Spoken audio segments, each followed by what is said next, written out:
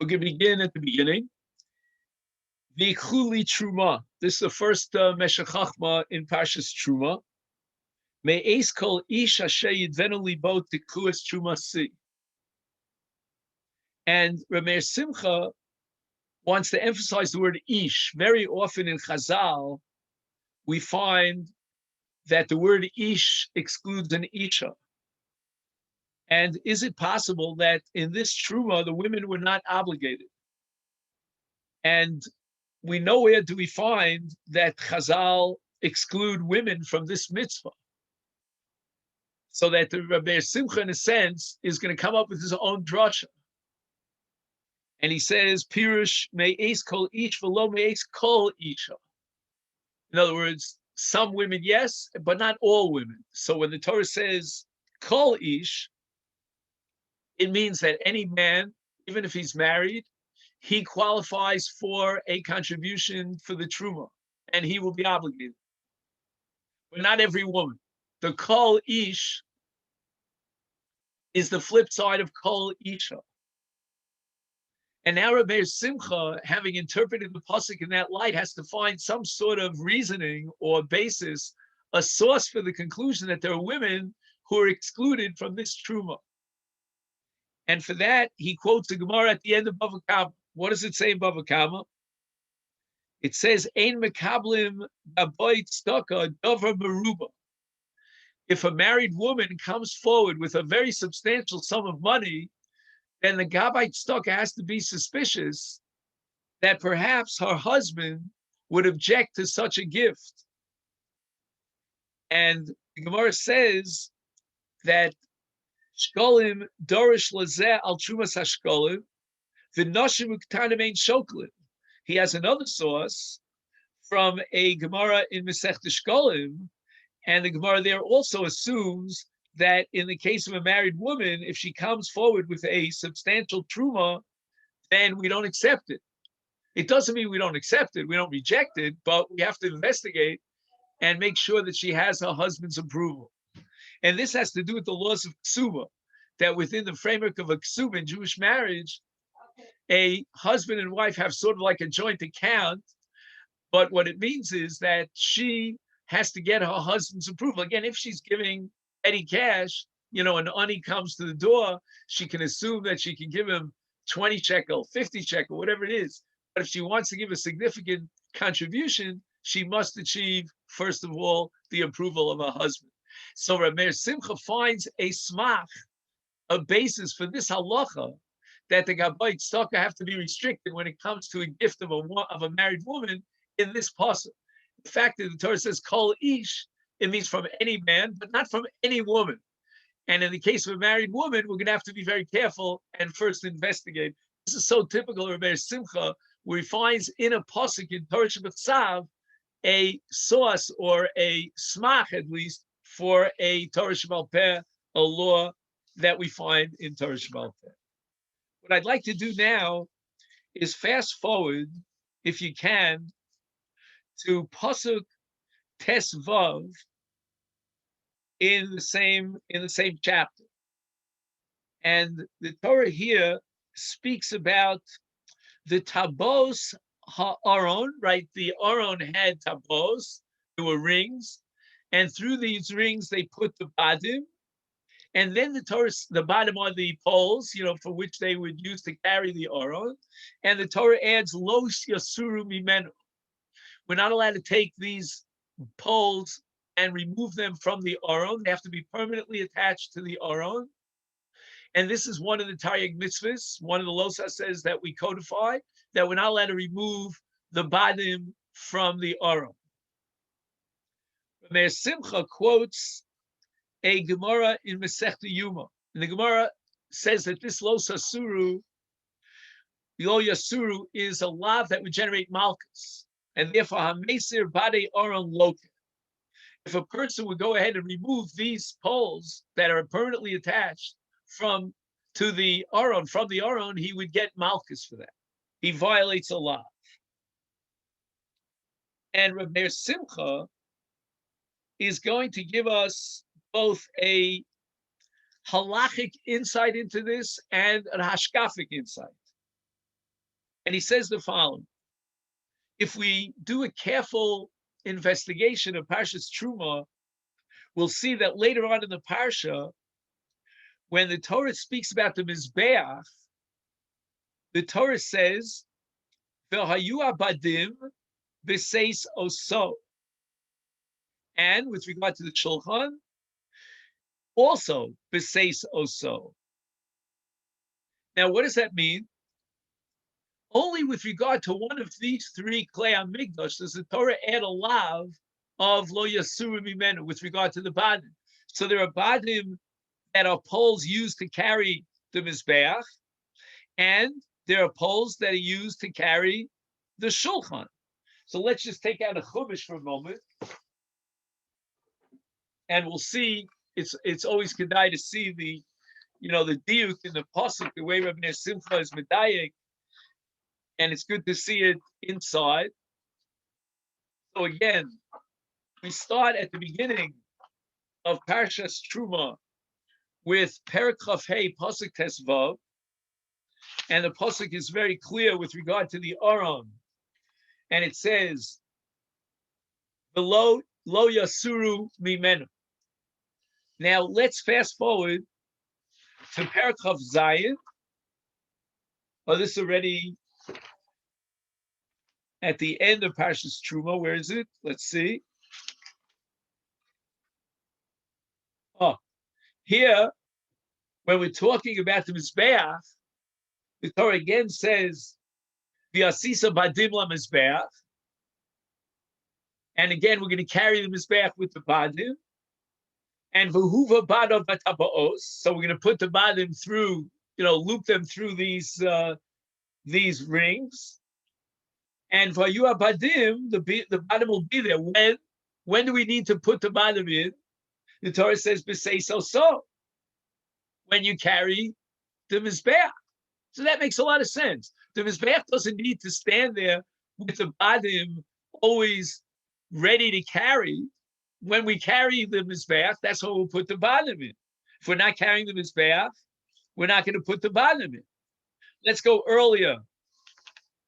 Back to Perek Chaf Hey, pasuk Ches. And there we'll talk about the Shulchan. Second. No, that's a mistake here in the print.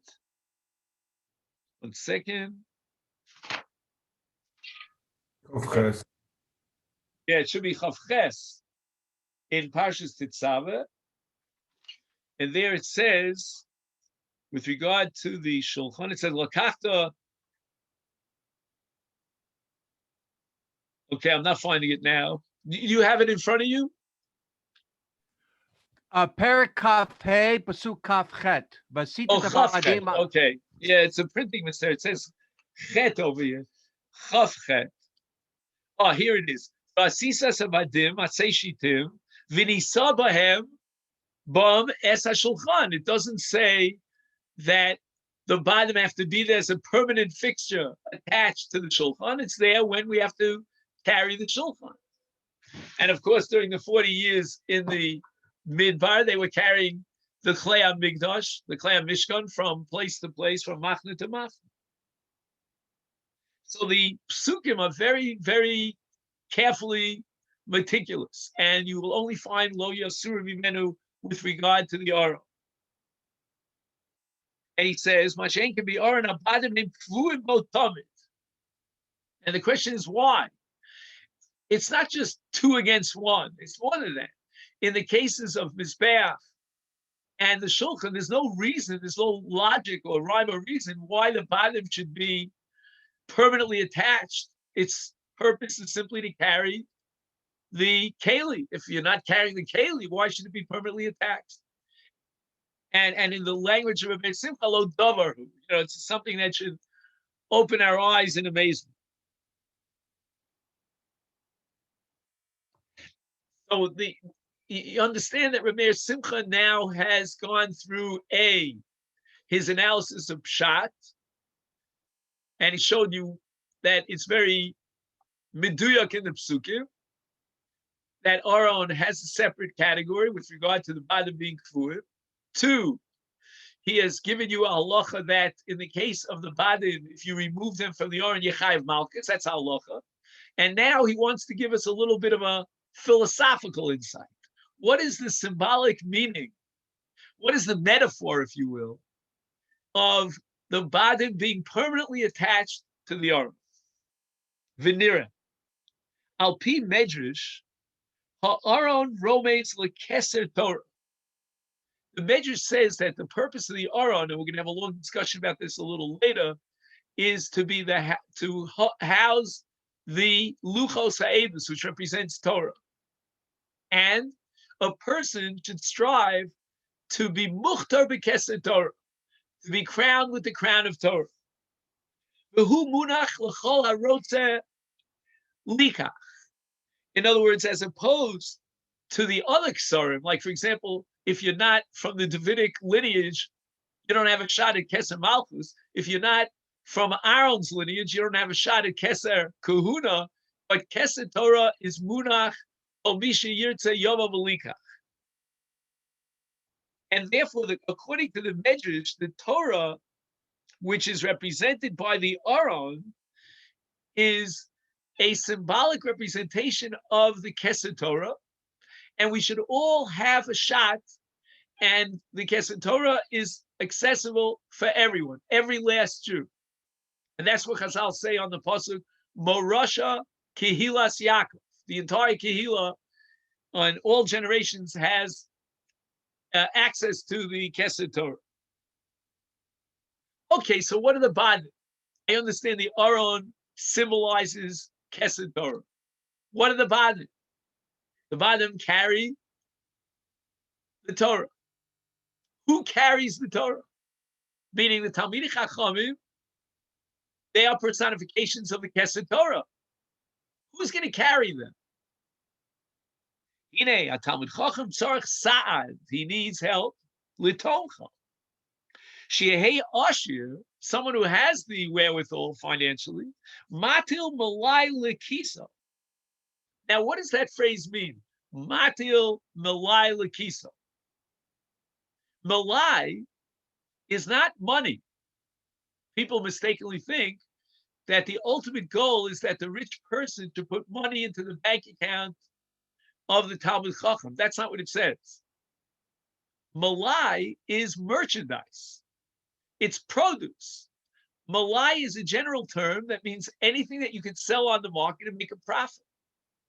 And the Gemara tells us in Yerushalmi, at the beginning of the 7th parak of Pesachim, about a certain man by the name of Todos Ish Romi, a very wealthy Jew, and he wanted to support Talmidei Chachamim to help facilitate their learning in Torah. So what did he do? He was matil malai lekisam. What he did was he purchased merchandise. He could have hired a person to sell his merchandise and pay him a salary 9 to 5 every day, work in the office. But instead, what he did was he invited Talmidei Chachamim, one after the other, to sell the merchandise and get this, split the profits.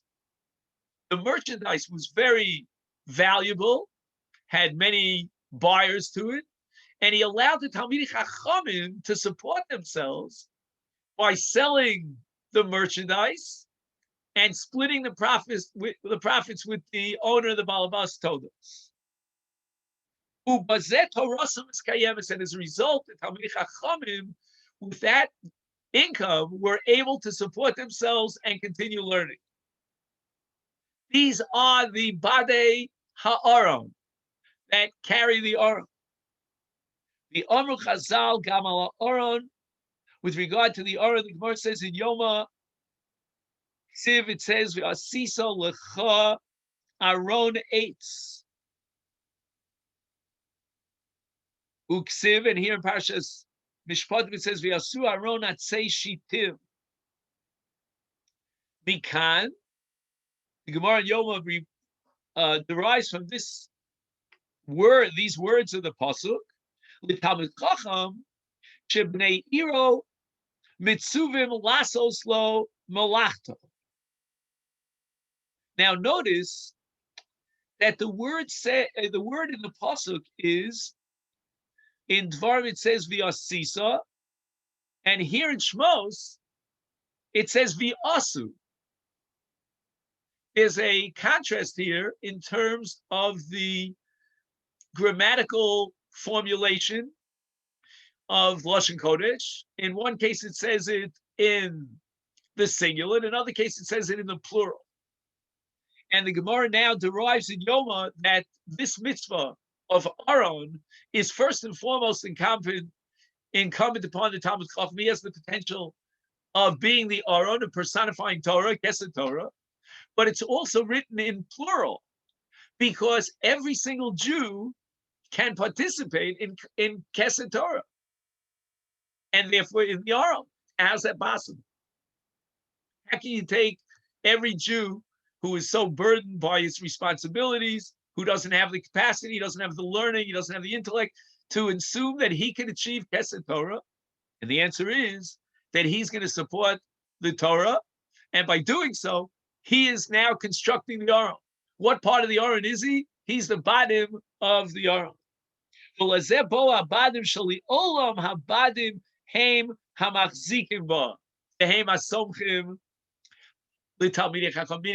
why are the badim required to be permanently attached to the Aron? Because it's an ongoing, perpetual obligation on those who can support the Talmidei Chachamim to be attached and to participate in the Aron. A brilliant insight of Rameir Simcha. I mean, who would have thought of this? And he says, Shehu Aron li'edus Hashem v'torosov. The Aron is the personification of the Edus. The Edus is a reference to the Aseres HaDibros and the Torah. He probably means Torah Sheba'al Peh. Ume'aroi sheyeh tamid oksim bi'aron abris. Lo yasuru mimenu. It now is appropriate that we should not detach at any point of badim from the Aron. And now he quotes Yushalmi and Sota that goes very far. Who is this person that personifies Badei Ha'aron? Maybe he's a person who learned a little bit. He didn't get to the level where he could transmit Torah. Maybe he's a person who, at least if he hasn't learned Torah, at least he knows it enough to implement the Torah. Says the Yushalmi, Lo lamad v'lo limed. He didn't study and he didn't teach. Lo shamar v'lo asa. He's not even an observant person. V'lo haisa biyado lahachs. If he doesn't have the potential to contribute, he's out. He hasn't learned, he hasn't taught, he hasn't observed, and he's not supporting anyone. But hichzik, if on the last level, lo lamad, lo limed, lo shamar, lo asa, but hichzik, he was machzik Torah, arei b'chlal baruch, he will receive the bracha of the Torah. V'lechein bo abanim kvuim ba tamu. Okay, the next paragraph, he has an analysis of the Rambam Shita about Adlakas Neros. That's already a separate section. Let's look on to the next paragraph in Rab Meir Simcha. Now, in order to appreciate this paragraph in Rab Meir Simcha, you have to have a Chumash open in front of you. It's an absolute requirement. So we're going to open up to Pasuk Tes Zayin in this parsha, in this perek Chaf Hei. And the Torah says,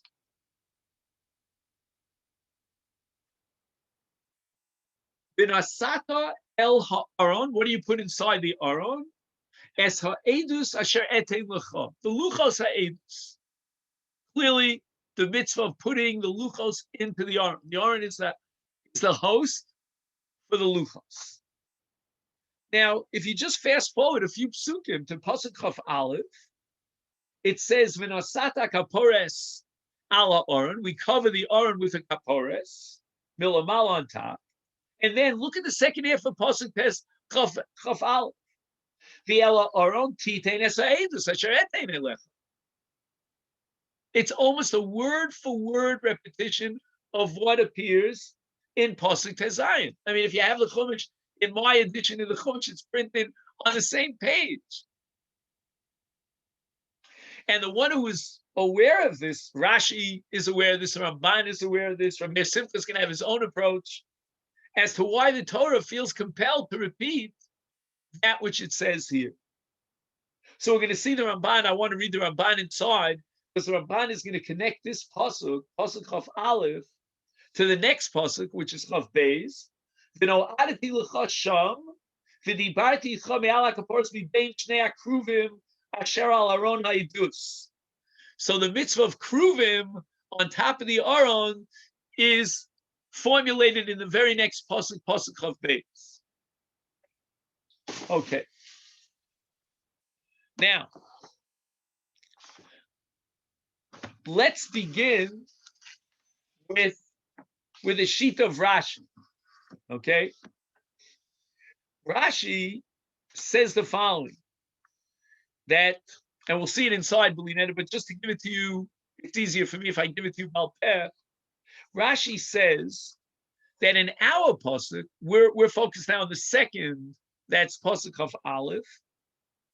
Hashem is telling us something about the sequence. He's telling Moshe Rabbeinu about the sequence. And the sequence is the following, that we have to cover the Aron with the kapores, but we're not allowed to do so. And let's read the pasuk inside the way Rashi would read it. V'nasatas hakapores al ha'aron milamalo. But when? Only el ha'aron titen es ha'edus. Only after you put the luchos habris into the aron, only then will you place the cover, the kapores, on top of it. So what that means is that to create an aron, which means aron plus kapores, you must have the luchos inside.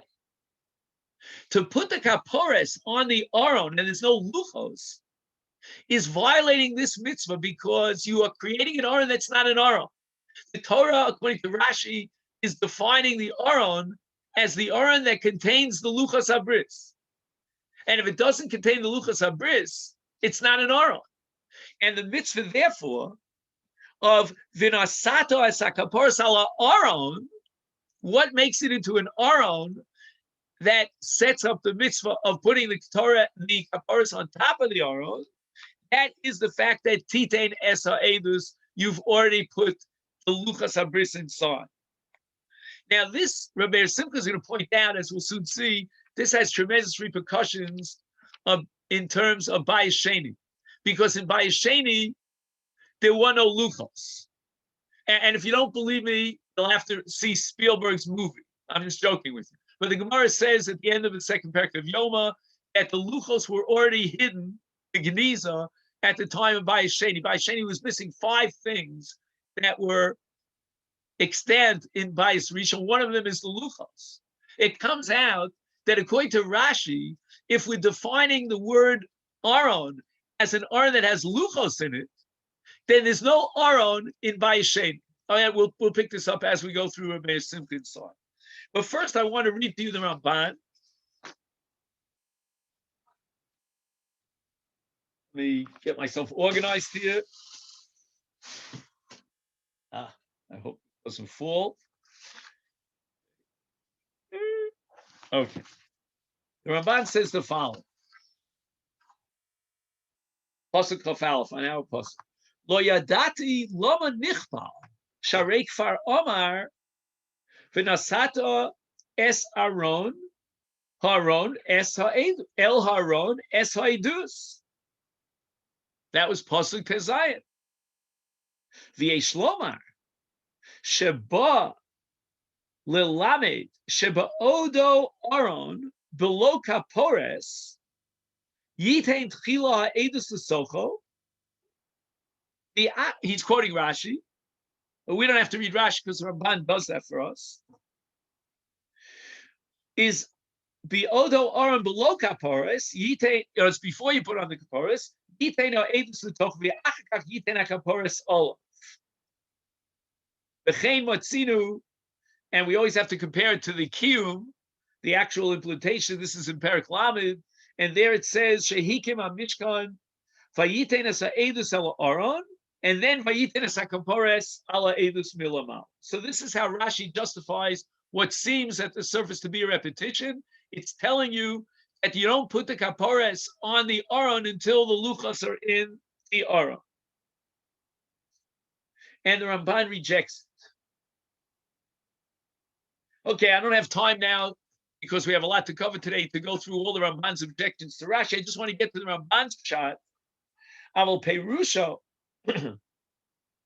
ki bavur shetziva bekruvim liyosam parsei knafayim lemala. Okay, that's pasuk chav. V'lo omar loma yasem klal.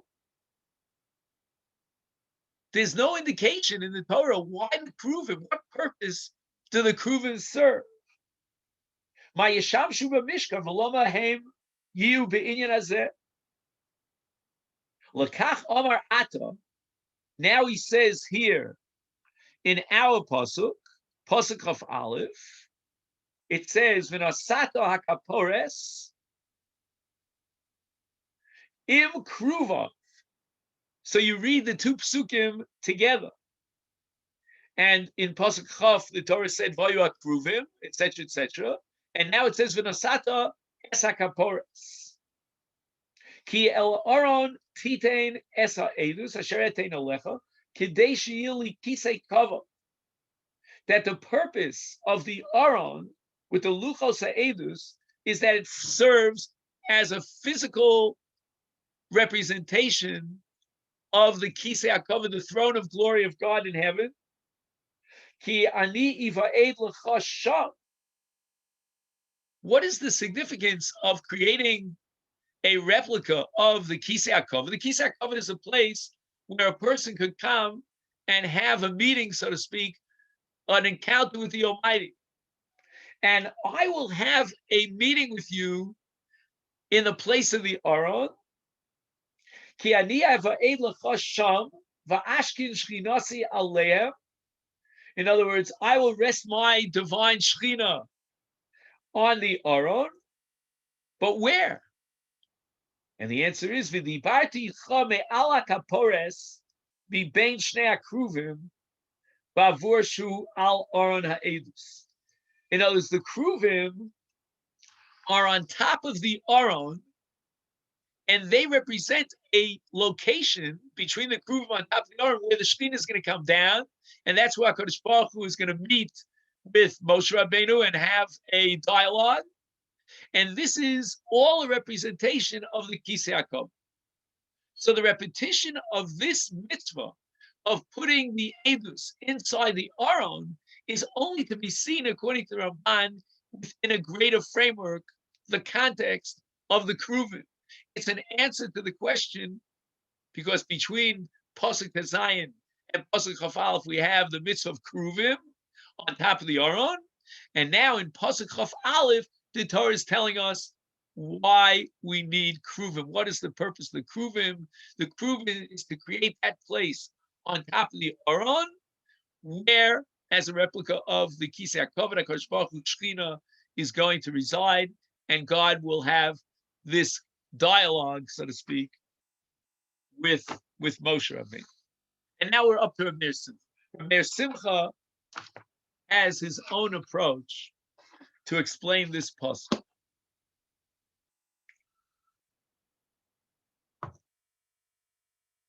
He begins by quoting a Gemara in Masechta Menachos. The Gemara Masechta Menachos quotes in the name of both Rav and Shmuel a principle which is called Tanei Beikra. Tanei means to repeat in Aramaic, to repeat. Tanei Beikra means the Torah repeated itself. What is the significance of the Torah repeating itself? So the Gemara says in Menachos that with regard to Kodshim, when the Torah repeats itself, anything that has to do with the Beis HaMikdash, it's telling you that is absolutely critical. It's likuva. Ine kol hakelim asu v'mikdash. And the second Beis Hamikdash had all the kelim, levad aron. The only keli that was missing, we had the mizbeach, we had shulchan, but there was no aron in the Bayis Sheni. Ki aluchos nignizu. Shlomo Melech already created a place for Gniza, so that after the Churban of Bayis Rishon, they put the Aron into Gniza. Valuchos ma'akvim ha'aron. In other words, Rameir Simcha is accepting Rashi that the luchos are absolutely critical for the Aron. And how do you know such a thing? In Kodshim, in Beis HaMikdash, you can only derive that conclusion when the Torah repeats itself. So that this pasuk is not superfluous. It's necessary in order to teach us that there's no Aron without the luchos. So when the Torah says twice that you got to put the luchos into the Aron, the Torah is telling me that there's no Aron without luchos. And that's critical. Without the luchos, you don't have an Aron. And we can only know that from the fact that the Torah repeated itself. V'lachein says, Kol sheshina kosev alav likuva. Lachein tana beikra. The Torah repeats itself that you have to put the luchos into the Aron. The eno Aron ad sheyutam bo ha'edus, until you put the luchos ha'edus in. The kevan shebemigdash sheni lo hayu bo luchos. Here's where Meir Simcha derives the conclusion that in Bayis Sheni, lo haya Aron, there was no mitzvah of building the Aron. Could you imagine? The mitzvah of building the Aron only applied to Bayis Rishon when they had the luchos. In Bayis Sheni, there was no mitzvah to build an Aron because there was no luchos. It was Bigniza. The Yafa Kos Ramban, now Rameir Simcha invokes a Ramban in Sefer HaMitzvahs. You know, the Ramban wrote a critique on the Rambam Sefer HaMitzvahs. And he writes, Shem Nishbara Aron, if the Aron was broken, Tzarech Lasos Michadash, you have to replace it and create a new Aron. Shekol's man, Sheesh Luchos, he mitzvah saseh lidoros. The Ramban wants to justify that the creation of the Aron is counted in the Taryag, and that only applies if it's lidoros. And the Ramban says that since if the luchos get if the Aron gets broken, you have to replace it with another Aron. That means that the mitzvah is noeg lidoros. But it comes out according to Rabbi Simcha that it's only noeg lidoros, conditional on the access of the luchos, that we can put the luchos in the Aron. So it comes out like this, that according to Rabbi Simcha, there is a period of time where there's no luchos and therefore there's no mitzvah of Aron. The Ramban seems to assume that the mitzvah of Aron is a mitzvah lidoros. It always applies in every generation. And if the Aron breaks, you now have to replace it with another Aron. And there would be no difference between Bayis Sheni and Bayis Rishon according to the Ramban. You would have to build an Aron in Bayis Sheni. And the case where you don't have luchos in Bayis Sheni is no different than the case of an Aron that breaks, and the Torah commands you to build an Aron. So the Aron, according to the Ramban, is independent of the luchos, and it exists as an entity unto itself. I'll read to you the language of the Ramban. Rabbi Kuperman, in his footnote, he quotes the Ramban. He says, Lachein etzli, meaning according to my opinion, says the Ramban, Asiyas ha'aron is timna mitzvah b'fatz, which should be counted as a mitzvah unto itself.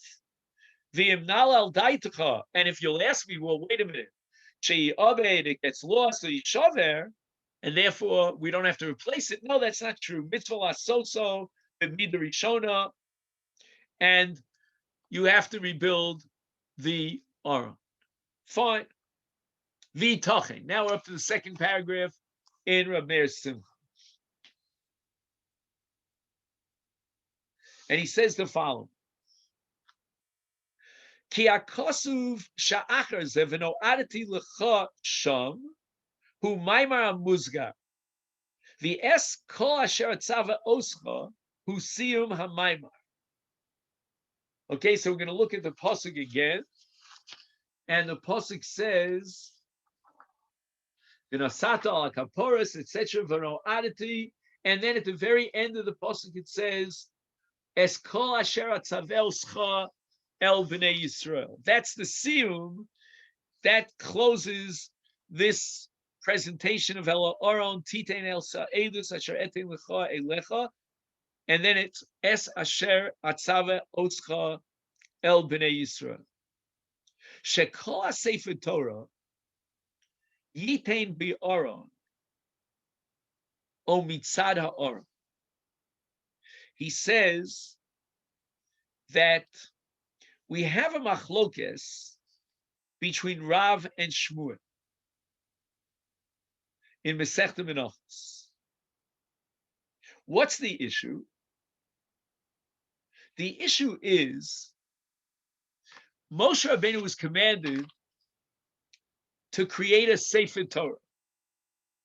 And he quotes here a Gemara in Masechta Baba Basra on Daf Yudalid. Where was the Sefer Torah that Moshe Rabbeinu wrote? Where was it placed?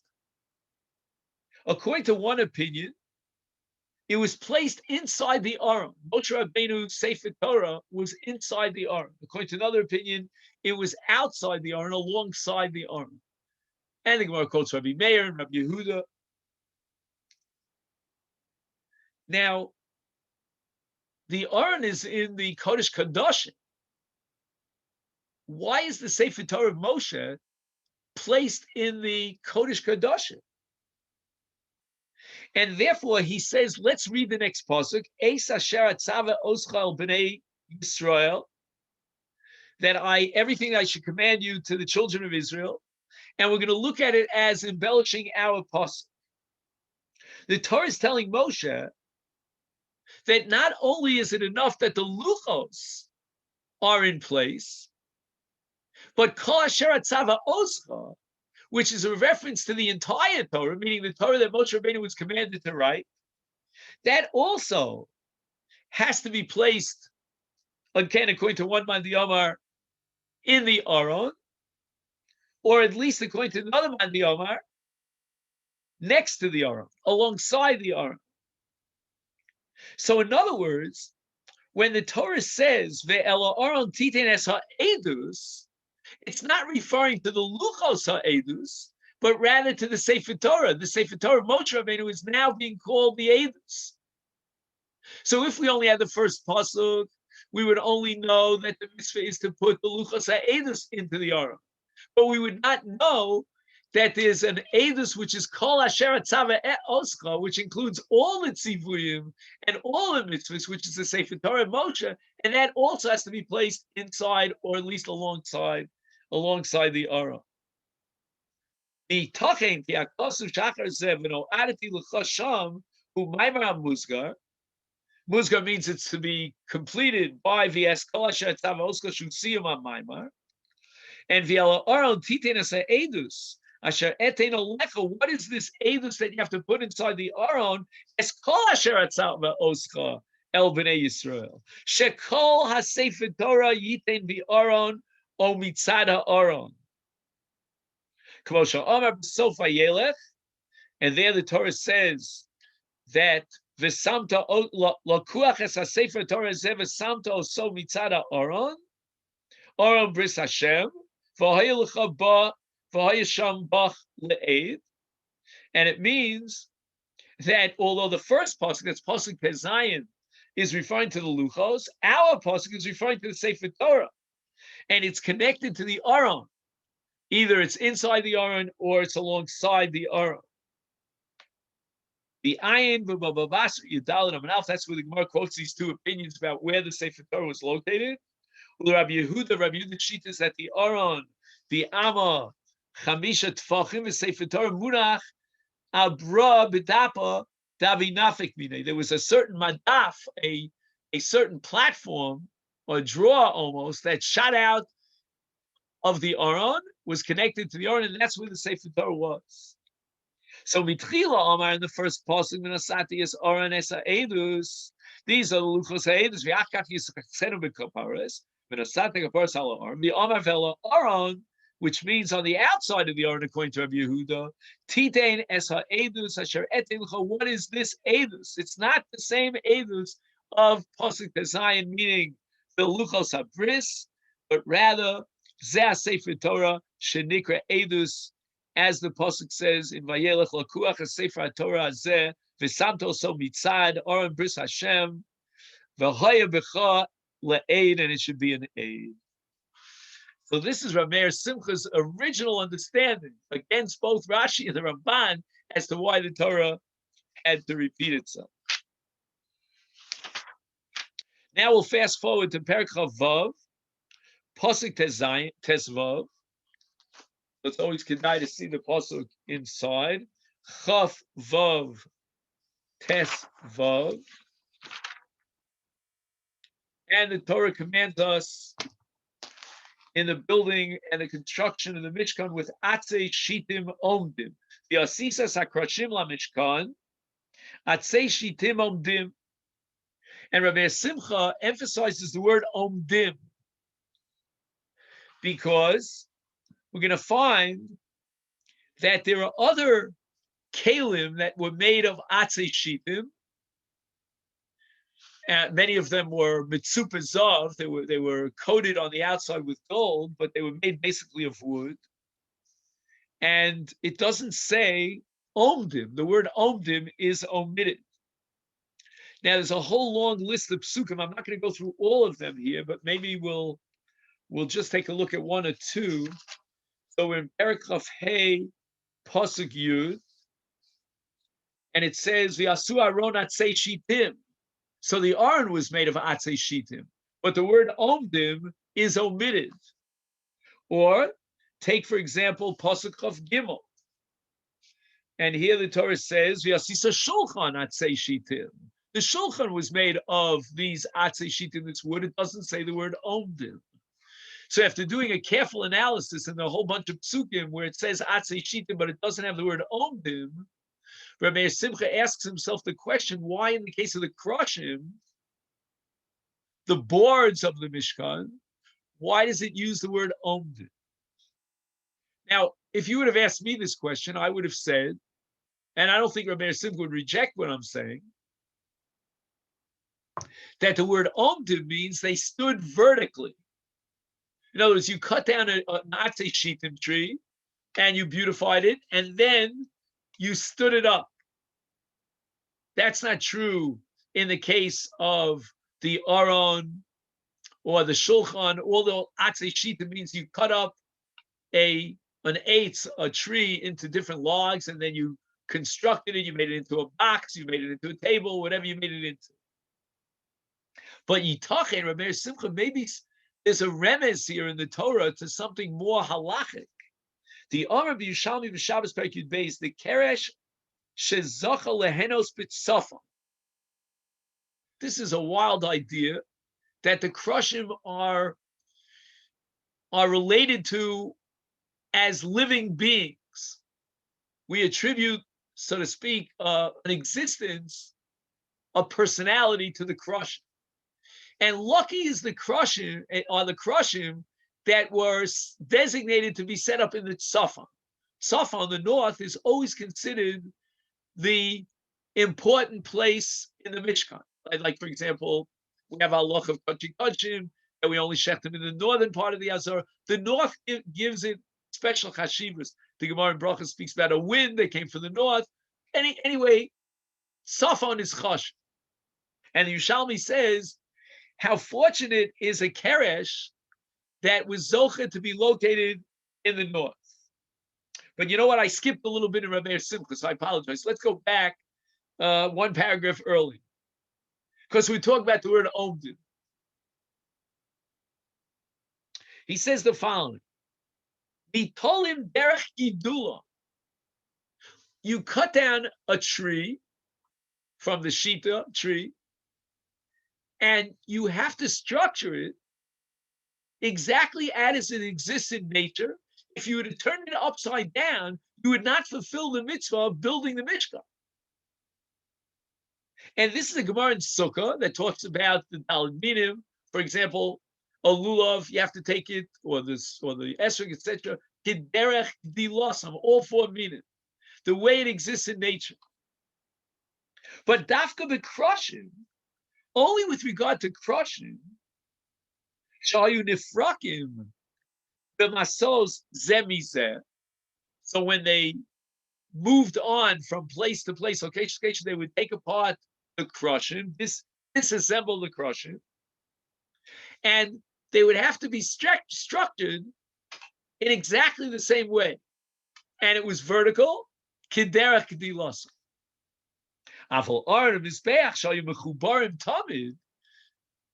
You didn't take apart the various pieces of wood that were used to construct the Aron of the Shulchan, or the Mizbeach. Lo hayu ha'etzim kiderach k'dilosa. They didn't structure the trees in exactly the way that it appeared in nature as they grew.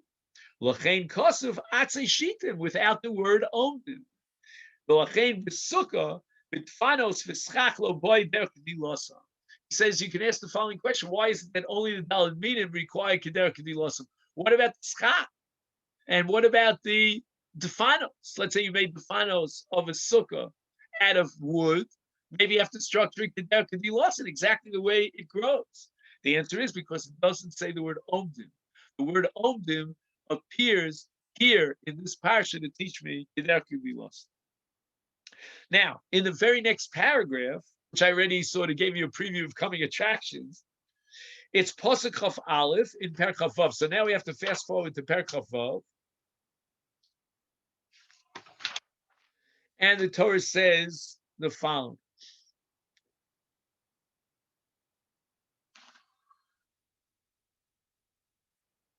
The Arboim Adnehem Kosef. Shnei Adonim Tachas HaKeresh HaEchad U'Shnei Adonim Tachas HaKeresh HaEchad.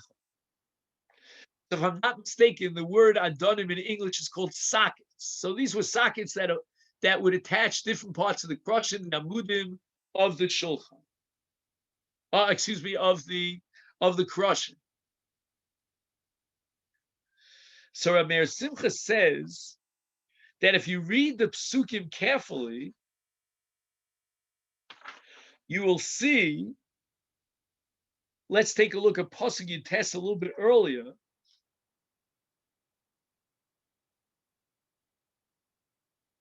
It says, the Arboim Adnei Kesef Tase. So why is it that here in Pasuk Chaf Aleph it says Adneihem Kesef? Now let's understand. There's like a Gavra and a Chefze here, so to speak. If I want to talk about a person or a personality, I talk in the possessive, adneihem, their adonim. In other words, these are krushim that have their own adonim. If, on the other hand, I just want to talk about the sockets themselves, I use the term adnei kesef, adnei, not adoneihem, not theirs. There's no bailus here. There's no possession. The krushim don't own the adonim. The adonim are adonim, and they serve the crushing. Why the change in the psukim?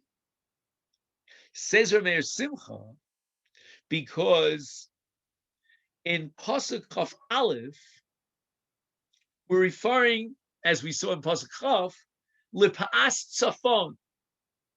These are the crushim on the northern side of the Mishkan. And the Yerushalmi says they perish Zocha Lehenos B'Tzafon.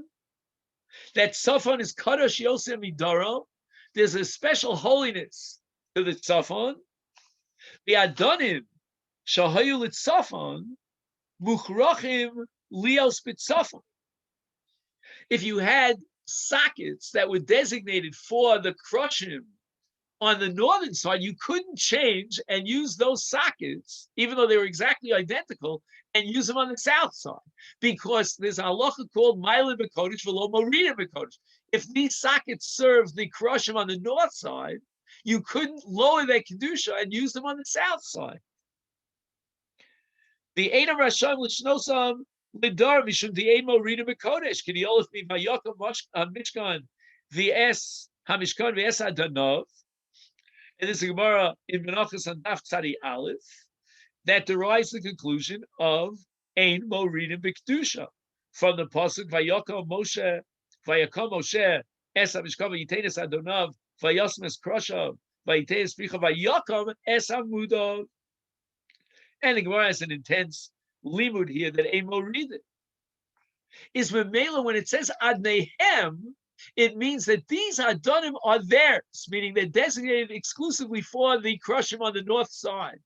And you can never shift them over and transfer them to the south side. Aval B'Daram, now let's go back to Pasuk Yutes. Here it's talking about Pa'as Negva, not Pa'as Tzafon. Negva means the south. Is Arboim Adnei Kesef. They're Adnei Kesef. You want to now switch it around and use those same Adonim on the north side, because that would be Mailim V'Kodesh. A brilliant insight of Meir to show you that the difference in language here between objective and possessive has an afkamina lehaloch. Now we fast forward to Perek Chav Zayin, and we're going to look at Sukim that start here. Oh, you know what? In this case, Rabbi, we don't even have to read the Psukim. I'll tell you why. Because this is one of those rare occasions where Rabbi Simcha goes off on a tangent, so to speak. But if anybody has the same printing as I do in Rabbi Simcha and the Meshech Chochma, it's on page Taf Lamed Zayin, if you happen to have the same printing. And at least if you want to find it in your edition, you look for Perek Vav, and then you'll see a whole stream of psukim, Yud Aleph to Tes Vav, that start V'chein L'Pas Tzafon.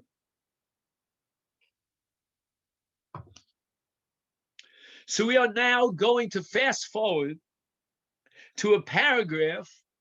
It's the second paragraph in this very long presentation at the very end of Parshas Terumah, and it begins with Yuma Daf Lamed Hey Amud Aleph.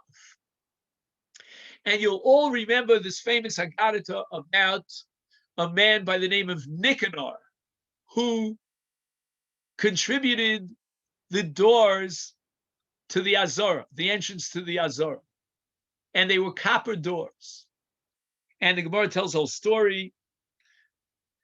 The background to the Gemara is that when the Jewish people couldn't afford gold, so they used other materials, other metals. But later on, when there were funds for it, then they upgraded and they made it into gold, with one exception. And that's the Shari Nicanor. The Shari Nicanor were made of copper, and they remained copper even after the Jewish people were wealthy enough to afford gold. And there's a whole sugya in the Gemara and Yuma about why they didn't change the Shari Nicanor. And one opinion is because of the great miracle that took place with regard to these doors. And the Gemara tells a story. Nicanor was on his way from Alexandria in Egypt, and he wanted to contribute in Yerushalayim these doors. And a tremendous storm broke out, and the sailors decided that there's too much weight that the ship was carrying, and they had to therefore throw these doors overboard. And Nicanor refused to allow it. He says, I'm holding on to these doors, and if you're going to throw them overboard, you're going to throw them with me together. And that's what happened. And somehow, miraculously, the waves came, and they carried Nicanor together with one of the two doors all the way to the shores of Yerushalayim, and the other door was carried also by another wave. And when Nicanor arrived at the shores of Eretz Yisrael, he had both of these doors. So because of this great miracle, we did not change these doors even when we could afford to do so.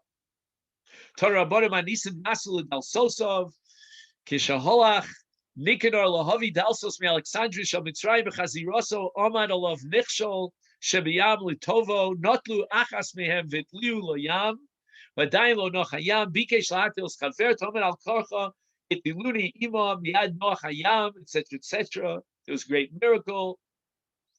And both of the doors survived this storm. And the Gemara says, according to one man Diomar, why is it that Kol Hashiarim Shal B'Migdash Nishtanu Liel Shel Zav, all the doors and the entranceways to the Migdash were changed and upgraded to Zahav, Chutz Mishari Nikanor, and the Gemara says, Nasu Bo Nisim, because of these great miracles. Then the Gemara says, the Yesh Omrim Neshe Nechushtan Musavos Hoysa, that this copper was a special copper. It was golden copper, meaning it had a very bright gold color, and perhaps they added gold. And by the time Nicanor brought these two doors to Yerushalayim for the Beis HaMikdash, the spectators confused and they thought it was gold. The Nira, it looked like gold, and now Rabbi Simcha wants to know, in Yiddish we have a phrase, "Vos chepertzem?" Why are you chepering? Why did the Gemara have to look for a second explanation of the Yesh Omrim as to why we didn't use gold to upgrade the Sharei Nikanor? Why wasn't the Gemara satisfied with what seems intuitively to be the right answer, the simple answer? And that is that Nasa Bo Nisim, we wanted to have a zecher to remind ourselves of the great miracles, and we didn't want to change the Sharim. So do you understand what the methodology here of Meir Simcha is, to try to analyze the need, according to the Yesh Omrim, for a second or an alternative explanation to justify why they didn't upgrade the Sharei Nikanor. It wasn't enough to say Nasu Bo Nisim. And Rabbi Simcha puts on his halachic thinking cap, and he says the following: V'nira hadelo nichle b'teretz kama. Why isn't the Gemara satisfied with the first explanation?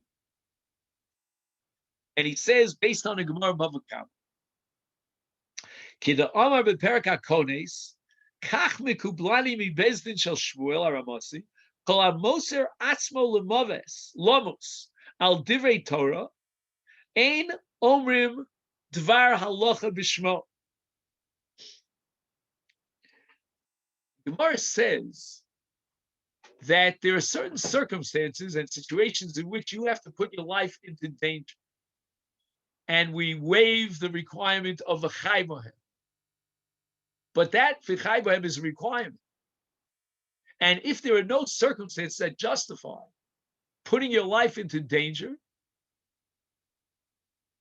then we're not going to say any Torah in your name. Ein omrim dvar halacha b'shmo. Now again, Rabbi say this has to be understood in the light of many different agaditas in the Gemara about different Amoraim who put their and Tanoim who put their lives into danger, and the famous story of Rabbi Akiva that the fox tells you go on to dry land, and he tells the fish, "What are you, crazy? Or this is the fox?" I mean, without Torah, we're like a fish out of water. How long can the fish survive?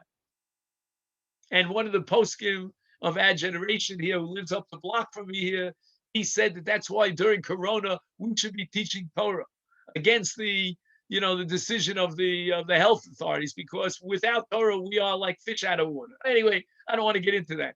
That's my Corona share that I give to the Canadians once a week. Anyway. So the bottom line is the Gemara says established that we will not pass on and immortalize the Torah of someone who illegally put his life into danger. Illegally, because there was no justification to do so. And it was therefore a violation of a chai bohem, of ushmarta b'snafshel seichem.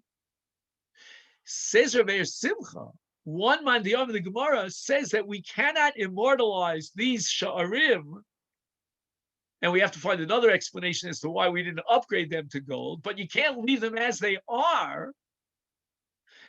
And all the other sha'arim are now being treated with gold. We have to do the same to the Shari Nikanor.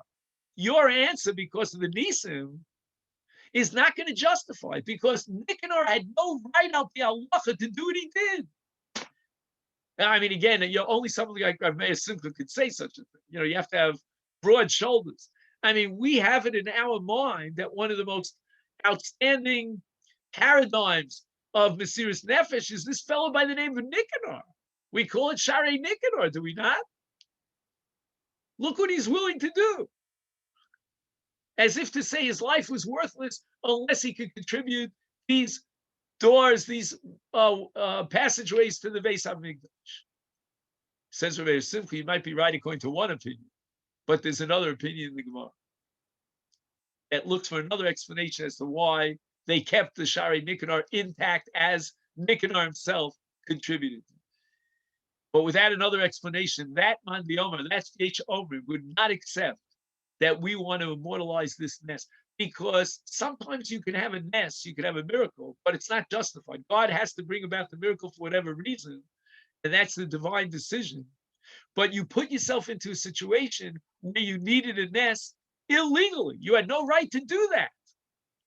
There was no chance al piteva that Nicanor would survive such a storm. Or if there was any chance, it was very statistically improbable. To put your life into danger, very nice that you want to contribute to the Beis Hamikdash. We'll find somebody else. Or there won't be doors to the Azor. I don't know what we'll do. We'll put curtains instead of doors. Nimtza et hapitaron. And you put your life into danger, we're not going to remember you for all time. So, Rabbos, I know that we passed our allotted time. I just want to make a quick summary, if you could stay, of what we covered today. Some of the different insights. We started with Rabbi Meir Simcha's insight into the word ish, me'es kol ish. And it's excluding kol isha, meaning that not every woman who comes to contribute do we have a right to accept her contribution. The Gizbar doesn't accept a significant sum from a married woman without her consent.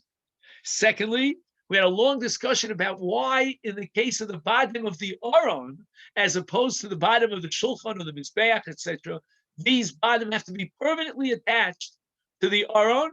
The Torah gives us a lav of lo yasuru, that we're not allowed to take and detach the bottom from the Aron, and that has to do with supporting the Torah, because the Aron represents the Torah and the Talmidei Chachamim.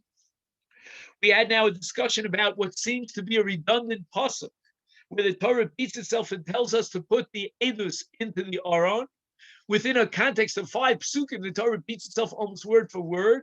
We had Rashi Shita, we had the Ramban Shita, and Rabbi Simcha came up with his own original Shita to explain this repetition with a gevaldig and unbelievable chiddush that the Sefer Torah of Moshe Rabbeinu at the end of the Torah Parshas Vayelech is called an aid, and the word edus here is a reference to the Sefer Torah of Moshe, and had to be put either inside the Aron or alongside the Aron. Oh, I see. I had checked off another Rabbi Simcha, but we skipped it. Okay, we'll leave it for another year. And then we had a discussion about the word omdim. Why, with regard to the Kroshim, it says Atze Shitim omdim. Atze Shitim repeats itself over and over again in this parsha with regard to the Shulchan, with regard to the Aron, and it never says the word omdim. And we're going to derive from the word omdim an unbelievable chiddush halacha that the Kroshim had to be structured always in a certain way when they were vertical. Kiderach could be lasan, and when we took apart the Mishkan and transported it, we had to make sure that the Kroshim was still standing. We spoke about the word adnehem. Why do we talk about the Kroshim owning the sockets, so to speak? It's adnehem. It belongs to them. And yet, in a few psukim earlier, it says adne. It doesn't say adnehem. The answer is that the first psukim are the Kroshim on the south side. The second pasuk is the Kroshim on the north side. The north has an extra kedusha to it, says Rabbi Simcha. Therefore, there's halacha here of Maila B'Kodesh and Marina B'Kodesh. And finally, we discussed the Gemara and Yuma about Nicanor and whether or not they wanted to immortalize his great miracle when he, went overboard with the sha'arim, the copper sha'arim for the Azara, and maybe, says Rabbi Simcha, he really did go overboard. Okay, then, I want to wish everyone a great Shabbos, Parshas Zohar, Parshas Terumah, and thank you again for joining me, and Kol Tuv.